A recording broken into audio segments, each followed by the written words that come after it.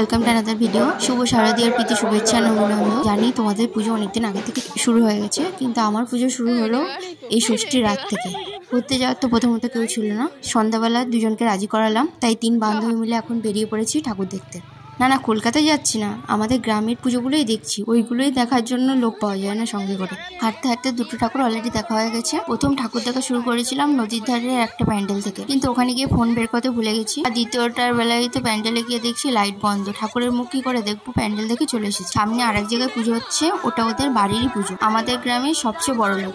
এখন বাউল সঙ্গীত হচ্ছে বলে ভিড় আছে, তবে প্রথমে ওইটাতে যাবো না, প্রথমে যাবো আমাদের জাগ্রত শিব মন্দিরে। ওখানে প্রতি বছরই এখানে মা দুর্গার পুজো হয়। আর বেশি দূর যাবো না, চলো মিডিলে যে ঠাকুরটা ছেড়ে এসেছি এখন সেটা দেখা যায়। ভেতরে গিয়ে ঠাকুরটা দেখে আসলাম, তবে এখানে বেশি সময় থাকবো না। আমরা 3 জনই তো ছিলাম এই প্যান্ডেলে, আরেকটা বন্ধুর সাথে দেখা হয়ে গেল, তাই আমরা 4 জন মিলে চলে এলাম সামনে একটা ঘুগনির দোকানে। ঘুগনিটা এত ভালো ছিল